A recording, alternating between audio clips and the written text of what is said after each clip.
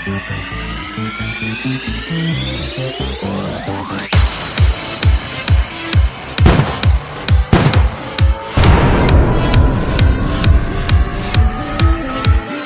to the Man2Man podcast.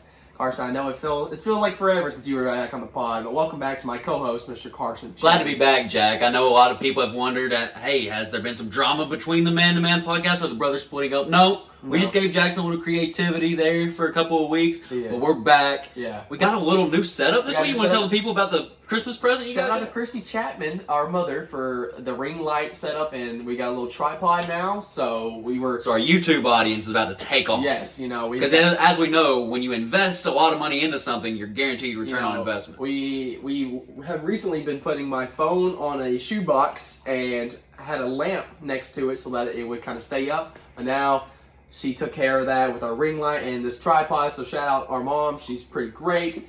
I hope everybody had a very Merry Christmas and stayed safe during all these, the snow and the icy roads. So hope everybody had a Merry Christmas and just thankful. It's just good to be back. It's just good to be back on the Man2Man podcast. We did have the 2-week hiatus where we weren't on the show, but I hope you guys enjoyed the episode with Melanie and also the episode with my Cherie guys. I had a ton of fun filming those, but I know that none of them can match the sports knowledge that my brother has, so it's good to be back.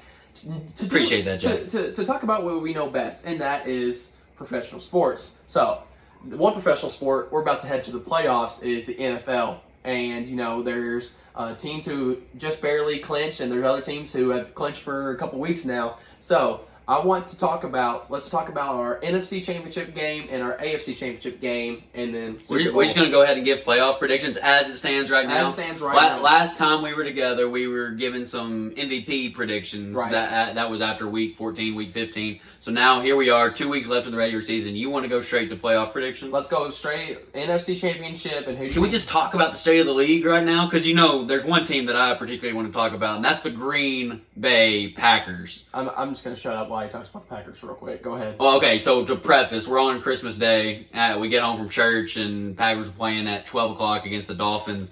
And Jackson's over there sitting in his chair. I'm in my corner on the couch, and I'm having a miserable first half.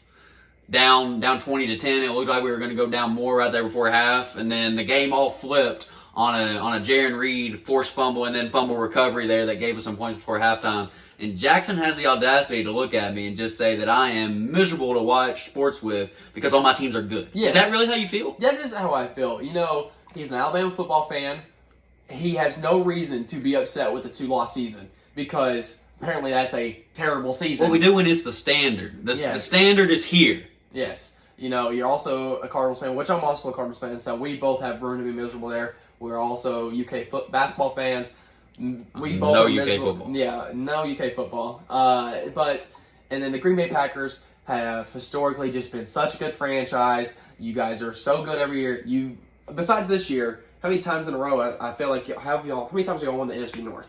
Well, we have dominated the North here for several years, and ever since Matt LaFleur has been in town, we've had 3 straight 13-win seasons. But none of those seasons have resulted in a trip to the Super Bowl. So it feels like we are front runners that disappoint come playoff time. Well, this year we're playing something a little different. Last time we talked, the Packers were standing at 4-8. 4-8, and the Packers have reeled off 3 straight wins since. Jackson likes to say that I thought that they were going to go on a little bit of a run after the Cowboys game, and then they proceeded to lose the next 2 games and essentially in their playoff chances. And even at that point, I was saying it was time to go to who, Jackson? Jordan Love. He was ready. He was ready to push the button. I was ready. I was done. This season is a waste, and it was time to get the backup quarterback in. I was ready to move on from Aaron Rodgers. Now, Jackson, I should have known better because I've seen this story before. Aaron Rodgers has a quote out there that stood for 5 or 6 years now. I think we can run the table. Yep. And he didn't quite go there this year. He said, we're not dead yet. And we beat a bad Bears team. We beat a bad Rams team. And then we go into Miami on Christmas and shut out that explosive offense in the second half. We lose a lot of guys throughout the course of the game. Christian Watkins goes down. Our electric kick returner, Keyshawn Nixon, goes down. And we're already entering the game without David Bakhtiari. But somehow, some way, we find a way. Defense forces 3 turnovers in the second half. They pick off Tua 3 times. Which, let's talk about Tua. God bless Tua's soul, God bless man. Tua. The dude's back in concussion protocol. I think that game is a completely different game if Tua's right. I think you're right, and there was every reason to believe that the Dolphins were going to win that game, knowing what their offense was capable of, and knowing how poor the Packers defense has played up to this point. And one other thing is, you didn't really notice it on the first 2 picks, but that third pick from Tua, you go back. It's like he never saw the guy. It's like he never even saw him, or he might have saw 2 versions of his receiver and thought, okay, he's wide open. Then I don't know what it is. I've had a concussion before. It sucks. So, but what gives me hope, Jackson, is that we've been able to reel off 3 in a row here. Our playoff chances are up to 37%. Who would have thought 3 weeks ago that we'd be standing here with 2 weeks left to go this season, and all we have to do, and I mean, there are a lot of things that need to happen. We need to win out. We need to beat the Vikings this weekend, and then the Lions come to Green Bay, and we need to take care of that game. And then we either need the Washington Commanders to lose 1 game of their next 2, or have the Giants lose their next 2. And so that doesn't seem like a whole lot, but I think the crazy scenario is the Packers go ahead and do their job. They win 2 in a row, but then enough of the other things don't happen, and they still get left out, and we're left with a bad draft pick because everybody's saying, why didn't you just go ahead and lose and get the good draft pick? But I appreciate a winning formula. I appreciate an organization that hangs their hat on winning, and we've done all this without Aaron Rodgers playing well. He's terrible. Aaron Rodgers looks like terrible. a shell of himself. I'm not saying that the arm talent isn't there. He made an insane throw to Mercedes Lewis, but I'm telling you, the easy throws he's missing. He's not making anymore, and I don't know if he's uncomfortable with his receivers, if he's not trusting the offense, what he's doing. I just know that the MVP level stuff that we've seen for the last 2 years hasn't quite been there this year. It hadn't quite clicked. But the offense is starting to score points. Christian Watson, I said it about a month ago, but he has been an absolute game changer for this offense. Aaron Jones and A.J. Dillon, one of the best backfield duos in the NFL. So we've got some pieces. We've got some things that we can put together here, but we're not making a run. We're not going to win these next 2 games, and we're not going to do anything if we get in the playoffs if Aaron Rodgers doesn't give us his A game. So, you're predicting they make the playoffs. Do you think they make a run? I don't think they make a run. I tell you what's interesting, though, because if things hold, we're looking at the playoff bracket right now. Who's that saying as the 2 seed right now in the NFC? The Vikings. The Minnesota Vikings, who are the most fraudulent 12-3 team in NFL history, probably. Jackson, if you had to guess, I know you're not a betting guy, neither am I, but I will look at betting lines from around the league. If you had to guess, the Vikings come to Green Bay this weekend, what is the line? What's the spread? I'm sure it's Packers -6 or something like that. Packers are 3.5-point favorites. Packers are 3.5-point favorites when they are 7-8, and the Vikings are 12-3. Everybody knows it. Everybody knows the Vikings have won 11 one-possession games. That's never happened in the NFL. And so if we win this week, if we win against the Lions, and then Commanders lose or the Giants lose 2 in a row, that leaves us with a divisional or a wild card matchup against the Minnesota Vikings. You know what and to me, that gives us a chance. If we can take care of our business, if we can somehow find a way into the dance, I feel okay about facing Kirk Cousins in the wild card. I love Kirk Cousins, great guy, great family man. He's terrible at gender reveal throws. Yep. We did see that he is inaccurate when it comes to gender reveal throws. But he's Kirk Thuggins this year. He's a different breed. You think it's a different story? It's Kirk Thuggins. You know, playing with your MVP, Justin Jefferson? I would say, I mean, the dude is unbelievable. He's putting up Randy Moss numbers when people thought Randy Moss numbers would never be attainable. And, you know, it's really been the perfect marriage with the new coach, Kevin O'Connor. Yep, it really has. And I hate it for Justin Jefferson because this is Kevin O'Connell, I'm sorry. This is such a if there's an MVP, it's more than likely going to be a quarterback, which sucks because it's like the Heisman. It's like the Heisman. Yes, the quarterback's the most difficult position on the field, but man, where would Kirk Cousins be without Jay Jettis? Where would he be? Nowhere. He would be lost without him. He gets open on his cuts. I mean, I've seen Twitter clips of his route combos, and he's just cooking some of the best DBs in the league. And so, you know, I think the NFL should to seriously consider Jay Jettis as the MVP. But that's near or there. We talked about the Commanders. They have to lose. They're playing the 49ers this week, who have a historically stout defense. Oh, they just lost to the 49ers. Sorry. This is last week. Just lost, yes. yeah. But let's go ahead and give an NFC chip prediction and AFC chip prediction. I'm going to start. Now, while we're at it, let's just go ahead and put out our Super Bowl. Yeah. I was going to do that too. Okay. So, this all depends on the health of Jalen Hurts, which I think... 1,000% agree. Which I think, come playoff time, Jalen Hurts is going to play.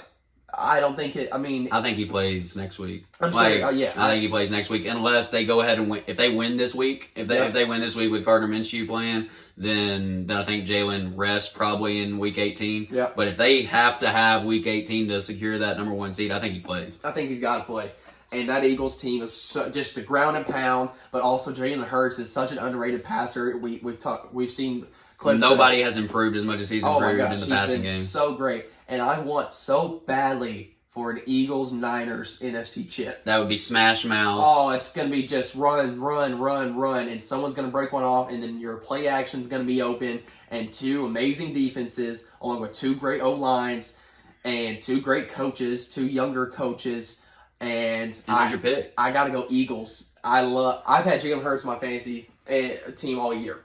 My boy got hurt this week, and of course I lose my fantasy matchup in the playoffs because my boy Jalen Hurts wasn't there.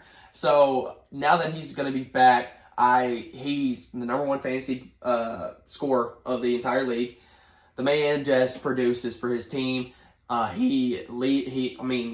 about passing stats, talk about running stats, whatever. He doesn't turn the ball over. You talk about all these other guys. Josh Allen turns the ball over constantly. You talk about Patrick Mahomes. He's liable to throw a pick or 2. Joe Burrow throws a lot of picks. Jalen Hurts, he had that one bad game against the Bears, I believe, where he threw 2 or some picks, but he rushed for... Right, but he had 3 rushing touchdowns. Yeah, he had 3 rushing touchdowns. So, it cancels out. And so, I'm going Eagles on the NFC side. Yeah, I think that's a great call. I will say the Eagles have had some unfortunate injury luck happen this week. I know their offensive lineman Lane Johnson, who's a consummate pro, all-pro tackle, is dealing with an abdominal injury that they say could cost him the rest of his regular season. But if he comes back sometime in the playoffs, okay, I think that does some good things for you. I think the Eagles are the most complete team. Mm-hmm. I think the Eagles have the best weapons when you think about Jalen's rushing ability to go along with Miles Sanders, and then you got what they call him, Big Batman and Skinny Batman, as far as Devontae Smith and AJ Brown on the outside, along with Dallas Goedert. You just got some real great playmakers and guys that make life easy on Jalen Hurts to go along with the great scheme.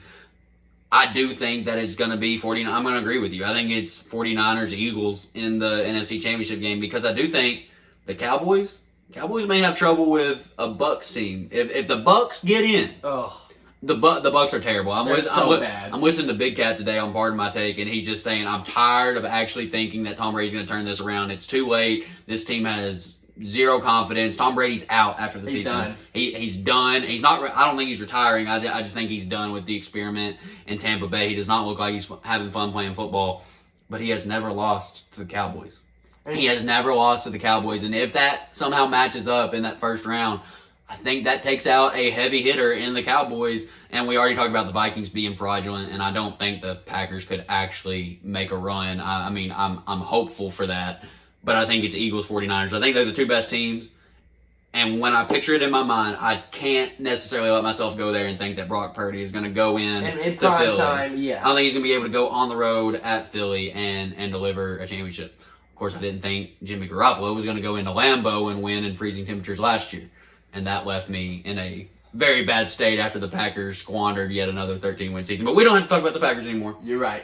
The Eagles advance. The Eagles will win the NFC Championship and head to the Super Bowl. Purdy's been good. He doesn't really have to be amazing. That defense is going to carry him for so long, and he just has to be. And he's fun, dude. I like cheering for him. He really doesn't turn the ball over either. Nope. You think for Mr. Irrelevant, the last pick in the draft, you're thinking, okay, he's going to turn the ball over a couple times. No, he's a consummate role guy. He's a consummate role guy. He gets the ball to his playmakers and George Kittle and Christian McCaffrey. And then they do the work. And they do the work. He doesn't really need to throw the ball deep. He can check down or slant or anything like that. I'm just seeing a 3rd and 8, a 3rd and 9 when he has to extend a drive or maybe put the game away. He needs that one more first down.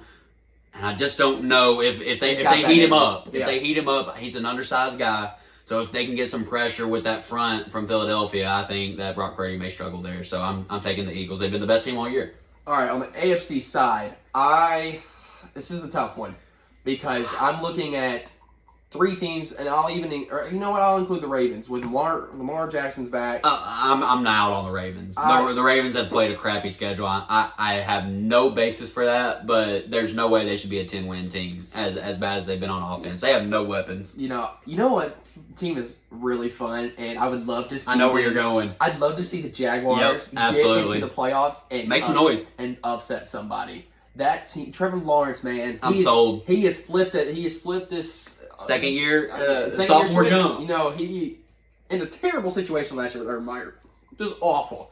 Comes into this year with Doug Peterson, great coach, and started out. He kind of struggled a little bit, but I'm telling you, these last 5 or 6 weeks, dude's been a top 5 quarterback in the league. I think everything would back that up. These last 5 to 6 weeks, he's had the comeback win against the Ravens. He's had the win against the Cowboys, and he is consistently. Then he's throwing over 350 yards in some of these games and just dominating. I love watching Trevor Lawrence. I don't think they would make a playoff push per se, but it would be a fun game to see them go against the Bills. The Titans did it about 3 years ago with Ryan Tannehill and a good run game. That's right. And, I feel like they would give the Bills some trouble if it was the Bills and Jaguars matchup. Can we agree that the Chargers, as much as everybody loves their talent, they're not built to win in the postseason? They're not built different. Justin Herbert, amazing talent. Really is so social media quarterback. That's a stupid take. Yeah, I'm not going there. I think he's a great quarterback. He makes all the throws. He fits the bill. I don't get where he's coming from, but I don't have any faith in him to go win road playoff games. You're right. So let's talk about these top 4: these Bills, Chiefs, Bengals, and I'll include the Ravens, even though you're out. I don't think the Ravens will go to the AFC chip, so I'll go ahead and roll them out. But these top 3, it's really a coin toss. You've got Joe Burrow, who's been playing some of the best football of his career. You've got Patrick Mahomes, who is just breaking records nonstop and just looking like the most dominant presence at the quarterback. And then you got Josh Allen, who, yes, turns the ball over, but somehow figures out how to win ball games. And it's just so tough to pick one of these teams to not make the AFC chip. But if I had to pick one, I'm going to pick the Bills. I think Josh Allen... I had a feeling you were going there. Your loyalty to Josh Allen was going to pull through here. I love me some Josh Allen. And if I had to pick the second team, man, do I want a Bills-Chiefs rematch. That game last year was one of the best football games I've ever watched in my entire existence watching That'll football. Be 3 straight years of them meeting in the playoffs, and right? I don't care if it gets boring. Okay, didn't the Warriors-Cavaliers get boring? No, not really, because it was teams... Storylines, baby. Storylines, baby. You've got the rematch. And some people say that Josh Allen owns Mahomes. But I think, in terms of regular season, he owns Mahomes. And we're talking playoff time comes around. Mahomes has more experience. Mahomes has a Super Bowl. And if Bills-Chiefs meet in the AFC chip, I don't see a reason why Patrick Mahomes and the Chiefs, even without, he's played without Tyreek Hill all year, and he's 12-3. He's probably 13-3. Recording this correct? Mm-hmm. Yes. So I love Josh Allen. I just feel like in the playoffs he's going to have too many turnovers, and it's going to cost him. And Mahomes just is a dynamic playmaker for his team. He gets the ball to his guys, and they just somehow figure out a way to win. And it has been a head scratcher with them going to overtime with the Texans. That game, you're like, what are you guys doing? You guys are clearly the better team. Why are you kind of holding on to them like they're a somewhat competent team? So that's kind of head scratching. But I got to go Mahomes going back to the Super Bowl, and I have a matchup between the Chiefs and the Eagles. So I think you've nailed it. These top 3 teams, the Bills, Chiefs, and Bengals, stand out from amongst the rest. I do think if you are just picturing yourself in a winning Super Bowl team, I think your Super Bowl winner will come from Bills, Chiefs, Bengals, or Eagles. Or you throw the 49ers into there. I think we're down to 5 teams that we can possibly see winning the Super Bowl. I think when it comes down to it in the AFC, Jack, I'm worried about Josh Allen's decision making. Yep. It's just becoming a problem. He has 5 games this year with multiple turnovers. He leads the NFL in interceptions. I think he's got 13 or 14 interceptions.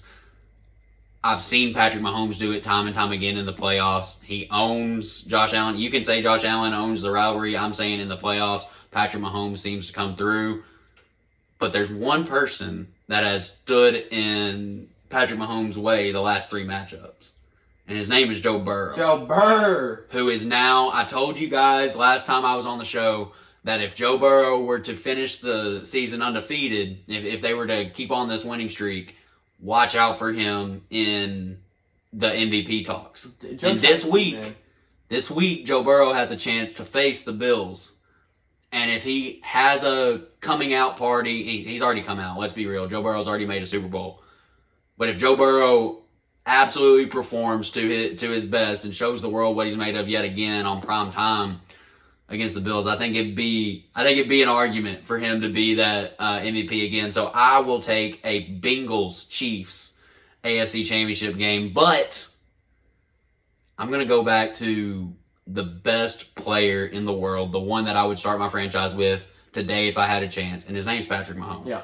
Him and Andy Reid have done something extraordinary in Kansas City. Knowing the leaps and bounds that Patrick Mahomes has taken over the last several years from a, not just a talent perspective, but as a knowing how to actually play quarterback at the NFL level, it's unbelievable. Hearing the way that he breaks down coverages. I've listened to that New Heights podcast of his. Travis Kelce praises Mahomes, it's man. Unreal, that relationship that Kelce and Mahomes have. And it's hard to doubt him in the playoffs. I know he lost a home playoff game to Joe Burrow last year, and that sent Joe Burrow to the Super Bowl. But I think Patrick's going to get some revenge, and so I'm thinking the Chiefs-Eagles Super Bowl matchup. You got Andy Reid facing his former team, Jack. Who you got? Oh, my gosh. This will be such a fun Super Bowl, man. I don't think we can go wrong here. I think our Super Bowl is going to feature 2 of these 5 teams, so it's going to be great. Here's my only argument. And that's going to be my basis of the decision. It might not be a good argument, whatever. Mahomes has been there. Jalen Hurts is not. I'm going with the Chiefs. I love you, Eagles. You've been great this year. You have been amazing, Jalen Hurts. You should probably win MVP.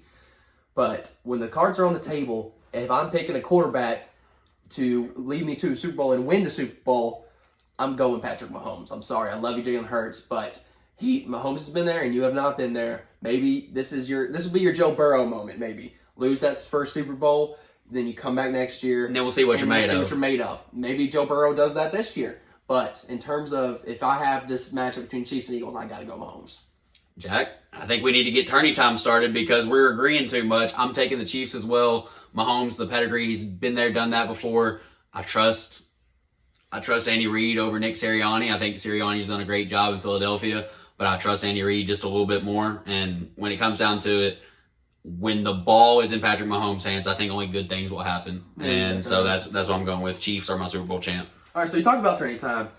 We have kind of like a special edition of tourney time. So we found this bracket I found it on Twitter, and it's a 64, like an actual March Madness bracket of NBA players 25 and under. So for the next 4 episodes, we're going to go through quadrant by quadrant, the top 16 players. Yeah, like you see for NCAA tournament matchups, you'll have the South region, the Midwest region, the East region, the West region. We're going to break it down by regions here. So we're going to take the top left quadrant.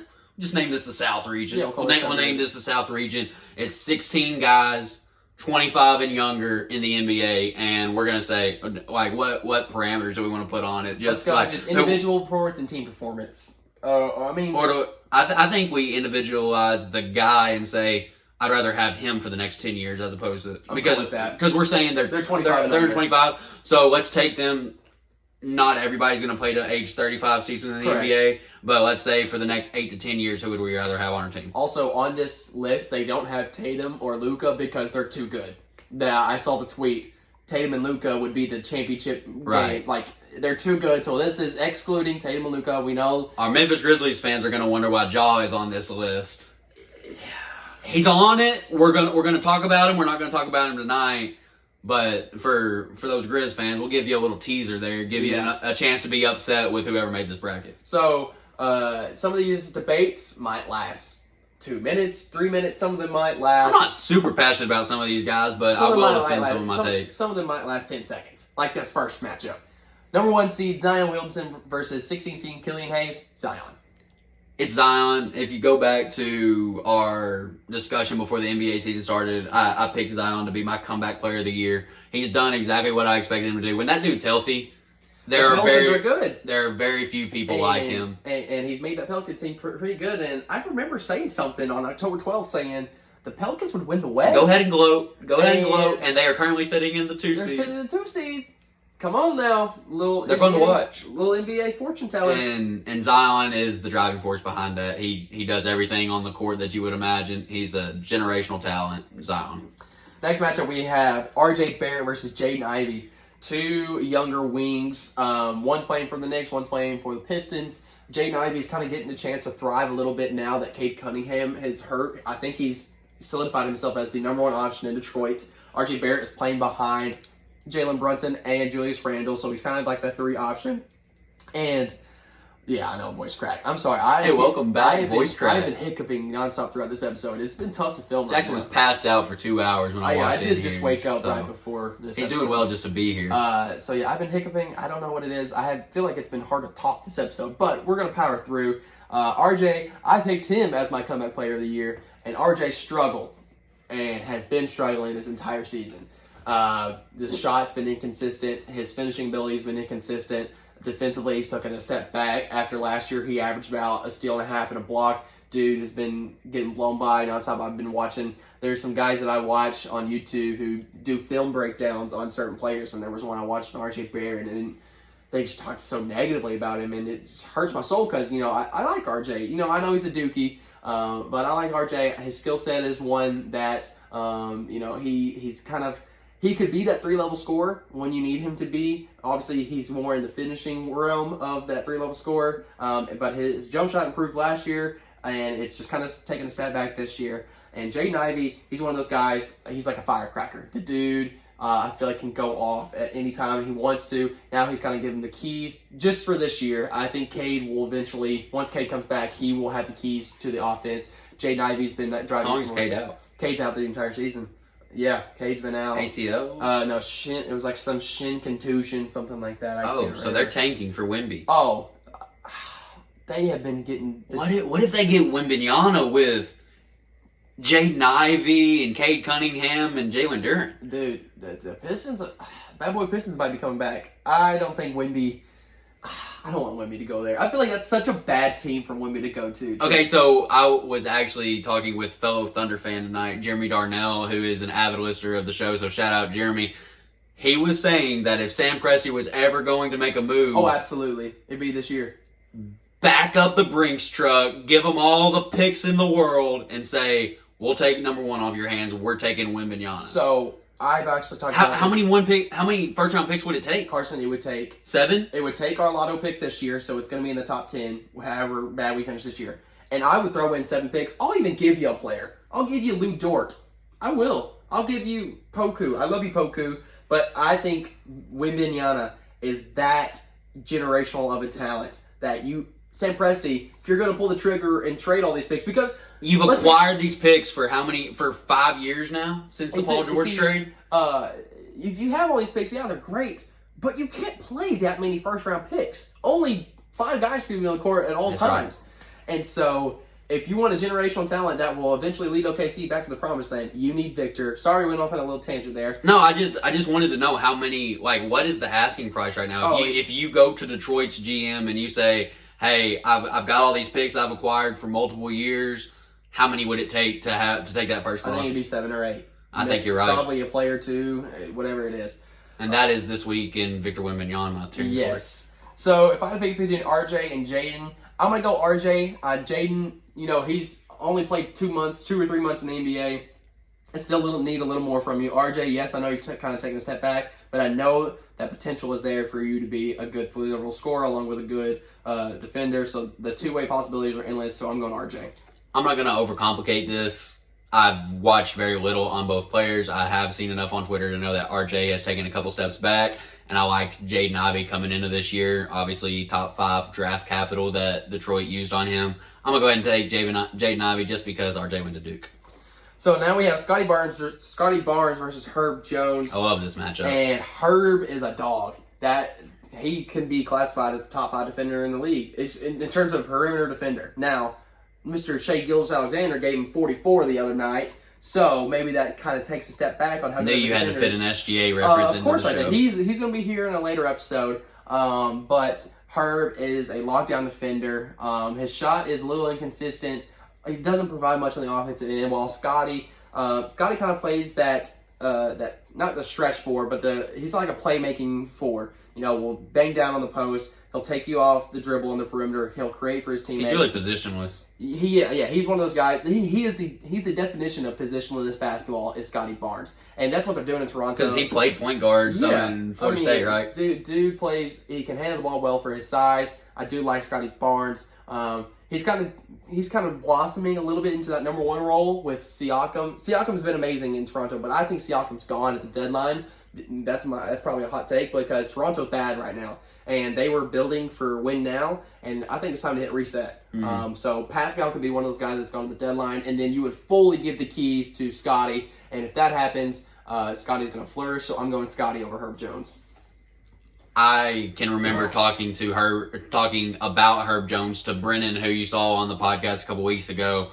His last year at Alabama, I was just like, I've never seen a motor like this guy before. I mean, he would pick somebody up from the opposite free throw line and hound that ball handler at 6'8", 6'9", with an incredible wingspan, and he's fit right into that culture in New Orleans. He's a guy that's going to play in crunch time just because you can't take him off the floor defensively. He's going to take that toughest assignment each and every night, and for that reason alone, I think that he is invaluable. Scotty Barnes, great defender in his own right, but I just have a little soft spot for Herb Jones, so I'm going to take him over Scotty Barnes. All right, next matchup is Emmanuel Quickly over Jalen Green. Quick, we love you, UK boy. You come off the bench and provide a spark. You kind of play that Jamal Crawford role in New York, but Jalen Green, dude can get buckets, man, and he can get it from anywhere. Athletic, he can jump out of the gym. Defensively, he's got to show me a little more, but in terms of a guy that's going to flourish more in their organization, it's going to be Jalen Green. Right, and I love Quickly just as much as Jackson said, and we were talking about it with Dad watching the Christmas Day game. There's nobody that I've seen improve more at the University of Kentucky than Emmanuel Quickly did. But when it comes down to it, Jalen Green is so much more talented. He can get his shot at any level, and he's just that freak athlete that you want to build around. So Jalen Green's my pick as well. Next, we have De'Aaron Fox versus Jalen Williams. Can I go first here? Go for it. I am so glad to see De'Aaron Fox be featured. I mean, he has literally made the Kings must-watch TV. If I don't have League Pass, but my friends that do say the Kings are a must-watch. When they're on, they're a fun team to watch. He is paired back up with Kentucky teammate Malik Monk, and De'Aaron Fox is just electric. I mean, everybody talks about how fast he gets from one end of the floor to the other. He's starting to develop his jump shot a little bit more, which I always thought he had a pretty good looking jump shot. Because what I go off of is, what are they at the free throw line? If they're okay at the free throw line, then they're gonna translate somehow, some way. And I think he's finally hit that stride. Jalen Williams, we were talking about, is this the Santa Clara Jalen Williams or the Jalen Williams from Arkansas? This is the Santa Clara. This is an OKC Thunder guy who so it's a little bit close to Jackson's heart. Dude is a two-way monster. He can shoot it very well. He can drive very well, and he will clamp up a little bit. Kind of plays that positionless. He can play the 4. He can also play the 2. He's at like 6'8". So, but when it comes down to it, I'm gonna take De'Aaron Fox because you need playmakers at this level. You need somebody that's dynamic off the bounce, and that's what De'Aaron Fox is. I think De'Aaron's finally gonna get these Kings to the playoffs, man. It's been the drought is ending. Oh, absolutely. And this team, Logan Eastwood. I don't know if you've stuck it out as a Kings fan. You may finally get your reward and get a playoff berth. And this team would give top seed a run for their money. I mean, these guys can get buckets. I don't know how well they are defensively. Oh my gosh, I'm 21 in how many days? 6 or 7. I don't know. And I still have voice cracks. I don't know what it is. I think I really am hiccuping a lot over here. The YouTube video will vouch for me that I've been holding in some hiccups. All right, so now we have Mr. Red Velvet, Kevin Herter over Michael Porter Jr. Red Velvet, again, you're kind of playing that Emmanuel Quickly role, spark plug. That dude's still 25 or under? He looks old. Yeah, Kevin Herter does look old. He is absolutely sniping this year. I think he's top 5 in three-point percentage. Plays his role perfectly in Sacramento. I think he's found a home there. He found a guy. Now, he had one in Trae Young, but Trae Young had so many other opportunities. Trae Young, I feel like, creates more for his big guys. It's that lob game. It's that lob game. I feel like De'Aaron Fox is drive, kick. And so Kevin Herter's found a perfect role. Same for Malik Monk. Malik Monk's thrived there. But when we're talking about a pure scorer, a guy that will get you buckets, it's MPJ. Dude, he has, people say that they have no filter when they're talking. I feel like in translation for NBA terms, he has no filter on shots that he takes. It's the neon green light. Yes, the dude will shoot from anywhere. It doesn't matter. Well, if when we were watching the game the other night, you said something about his shot selection. I was like, well, when you're the only person on the floor that can get those kind of shots off, why wouldn't you take them? Exactly. He's got a Kevin Durant-like type release from his height and jumping ability. I love MPJ. That he plays on my Nuggets. And yes, I will say my Nuggets. We had this debate over Christmas. But I'm going to take MPJ over Kevin Herter. Yeah, same here. All right, now we have Jabari Smith over Jaden McDaniels. I haven't watched much Jaden McDaniels. I also haven't watched much Jabari Smith because they both play on pretty terrible teams. That's right. But Jabari, I've seen some Twitter clips that his ability to clamp these NBA superstars is out of this world. If he can figure it out on the offensive end, he's going to be a stud. So I'm going to go with Jabari Smith.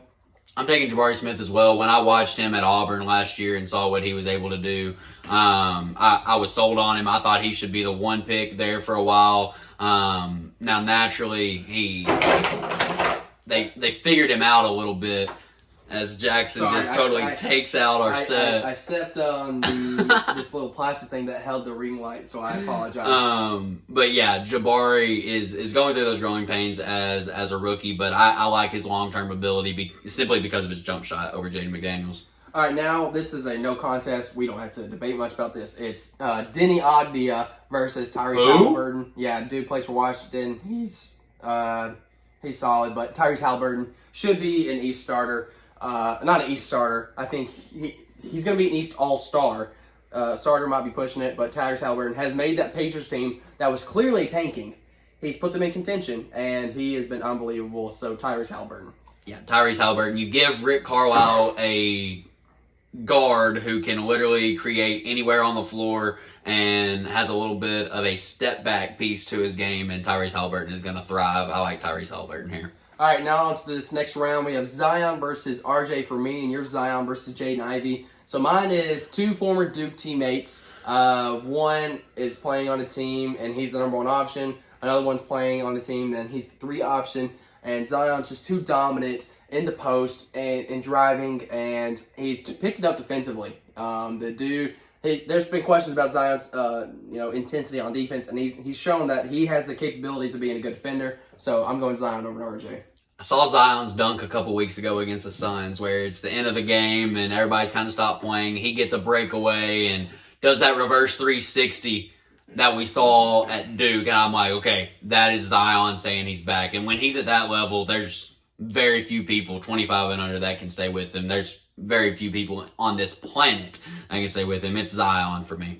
All right, now we have I'm Scotty Barnes versus Jalen Green, and you are Herb Jones versus Jalen Green. Had to take my 12 pick, Jack. Oh, of course you 12 did. over 5. So Scotty versus Jalen Green, these are two opposite players. One plays great defense and can make a little bit. Jalen Green. One says defense is optional. Defense is optional. Let me go get buckets because he's got Kevin Porter Jr., so Jalen Green doesn't really need to play make.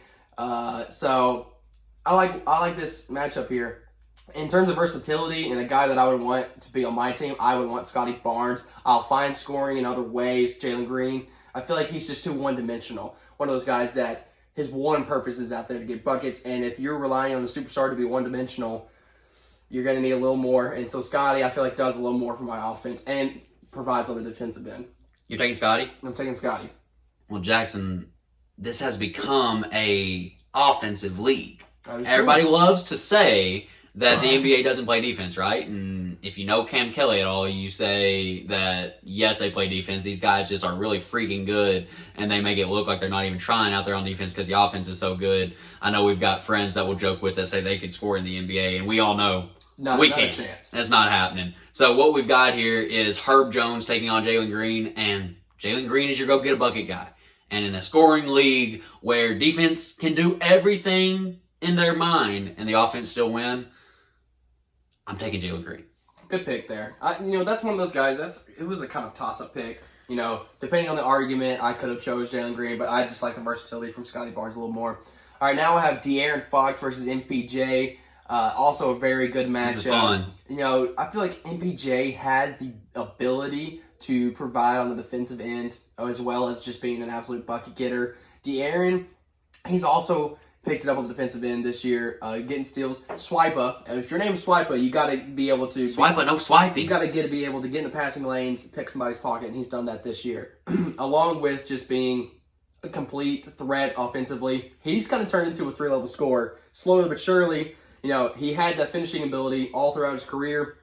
This year, he's turned into that guy that can get his three and make it consistently, along with that pull-up mid-range shot that's just undeniably gotten so much better and better throughout the years. So I'm going to go De'Aaron versus MPJ. Okay, Jack, I just looked it up as you were talking. De'Aaron is still only shooting 33% from three. So maybe we've jumped the gun there a little bit on 3-level score. But it looks better. Listen, 33% is... From a guy that's not... Yeah, that's bad. I know, listen, from a guy that's not a shooter, you'll take that. Let's think about it. Let's think realistically. A guy like Kevin Huerter, his job is to shoot threes. Yes, his percentage is going to be crazy high.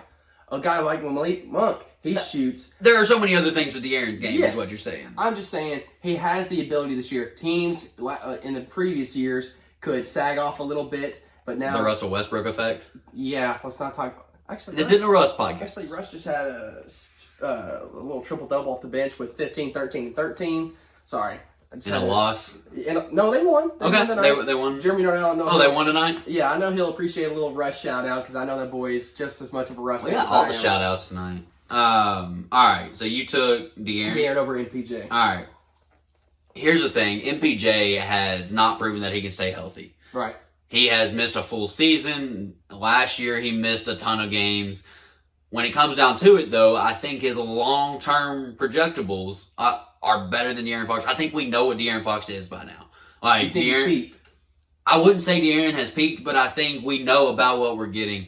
I don't think we've seen the ceiling or even anything close to it for MPJ. You're talking about a 6'10 guy who can get his shot off at any level and who has the ability to shoot 45% from three. There aren't a whole lot of guys that can do that. And when you talk about Jack, what he could do defensively, as agile as he is, he's built like a rock.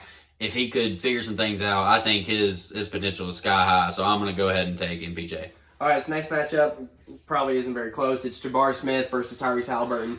I haven't watched much film on Jabari. I have watched Tyrese Halliburton. The dude, he's a mini Chris Paul. He's getting there. He's getting to that status. The dude playmakes out of this world for a team that's not very good. You look at that Pacers roster, you're thinking, how in the world are they somehow in the top 8 of these East standings? And the East is good.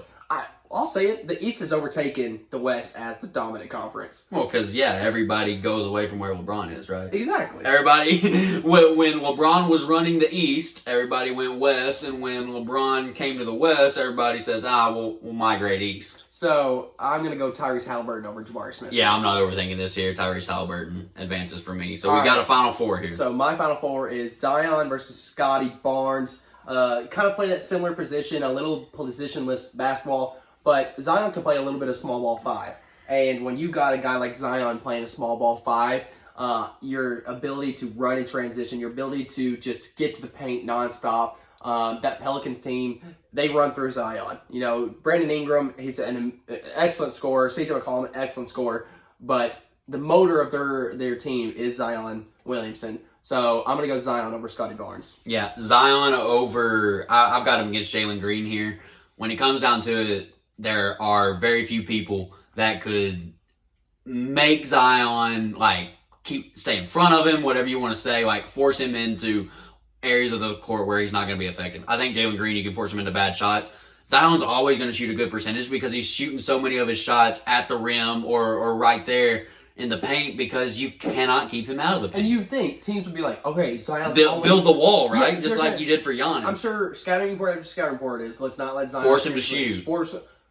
He says, screw your scouting report, I'm going to go get mine. You can't force him to do anything different. He's just one of those generational players that you can't do anything with, so Zion is going to take down Jalen Green for me. My matchup of De'Aaron versus Tyrese Halliburton has me, I don't know. I have no idea who I want to go here. Okay, so this one's interesting because the Kings had their pick between these two guys, right? Yeah, they chose De'Aaron over Tyrese. They basically said, we're going to keep De'Aaron here in town, and we're going to build around him instead of Tyrese because you had an abundance of guards. They've even got Davion Mitchell there, and they don't know what to do with him. You needed some bonus, so you had to throw in Halliburton in that deal. And man, this is a tough one. De'Aaron and Tyrese Halliburton are both just excellent young point guards in this league. Both provide so much for their teams, and they're so vital in terms of their team's offense and in terms of their defense. I want to go De'Aaron here. But I also want to go Tyrese. In terms of a guy that's done it longer and has proven to me... Tyrese is a better shooter. Tyrese is a better shooter. You're right. I don't know who to go here. If I'm projecting for a guy that I want 10 years from now, I'm probably going to go with Tyrese Halliburton. It's Halliburton. No, I think that's the pick there. And De'Aaron, again, Kentucky boy, we love you, dude. We know you have Kentucky in your blood. We love you. But Tyrese is just one of those guys that I absolutely need on my floor at all times, and I'm going to need him on my floor for the next 10-plus years. Great pick, Jack. So I've got MPJ versus Tyrese Halliburton, and I'll keep it short here. I think Tyrese has a little bit better motor than MPJ when it comes down to it. MPJ, like I said, his ceiling may be up there in Zion's level. Like, when you think about it, if we're just taking these 16 guys into account, I think MPJ, what he could be, if he put it all together and had the right mentality, I think he's capable of becoming this guy that averages 28, 29 points a game and shoots 45% from three and absolutely is somebody that can be the best player on a championship team. But something there tells me that his motor is just not quite the same. And Tyrese is, I know he's going to bring it on both ends of the court. I know he's going to get everybody involved. And man, he has become a lockdown shooter, or a great shooter as well. Former Steve Prohm guy. Yep. From Iowa State. And he makes my championship. So I've got a Zion Tyrese championship just like you. Who are you taking, Jack? So I was a guard when I played high school basketball. And it's hard for me not to... I was hoping you would do this. It's hard for me not to pick a guard because I just love watching good point guards play basketball. And I talked about Zion being the motor for their team in New Orleans. But he has so many options. And when you really think about it, he's got C.J. McCollum, he's got Brandon Ingram, he's got Jonas Valanciunas. And so if Zion has a bad game... Don't forget Herb Jones. I also have Herb Jones, also have Jose Alvarado, Trey Murphy. That New Orleans team is a deep squad. So if Zion has a bad game, I still feel confident in their ability to win a game. Can't say the same for the Pacers. I can't say the same for Indy. If Tyrese has a bad game, and there's been games this year where he's either shot the ball bad or he's turned the ball over, they're not winning ball games. And so who is more vital to their team? I'm going Tyrese Halliburton. I love Zion. Dude's been on my fantasy teams. Dude's been a monster. Also a little bit injury prone, like you talked about the MPJ. Can't stay on the floor, can't stay healthy. So I need Tyrese Halliburton on the floor all the time if I'm going to win ball games if you're Indiana. So I'm going Tyrese. And that's a great pick, Jack. I obviously have injury concerns with Zion, but I just know that when I get his best, it is unlike just about anybody in the league. Take out Giannis, maybe. And I've been on the record about how I feel about Giannis. I'm going to go ahead and take Zion here. He's going to advance. He'll be in the final four of the actual bracket because this is just one region. But yeah, I've got him advancing to the final four here. Even though he's a former Dookie, I just think what he does on the floor, very few people can replicate. And it does not matter what the defense does. It does not matter how you defend him. He's going to get his, and he's going to be a problem for you all night. So yeah, that's the first quadrant of our tourney time here. Man, that was fun, Jack. It's good to be back. It's good to be back. Carson, we're 50 minutes into this thing. Yeah, appreciate you back on the show. We'll get a lot of these churning out here soon. Thank you guys for listening. Your support on the YouTube and Apple Podcasts has been unbelievable these past couple weeks. So again, really appreciate your guys' support. Make sure you follow us on Apple Podcasts and leave a rating, leave a review. We've had some discussions about maybe creating a social media page to here post certain clips in the coming weeks. So let us know what you think about that. Whether Yeah. you text us, whether you leave comments, let us know if you think that would be a fun way to engage with the show. If we were to take little segments from each podcast and post them as 1 minute, 2 minute Instagram reels or something like that, just let us know. So yeah, that kind of would engage you to think, oh, I want to watch the rest of the episode. So let us know what you think about that. We're kind of tossing around some ideas. Again, thank you guys for listening, and we'll catch you guys next week. Love you guys.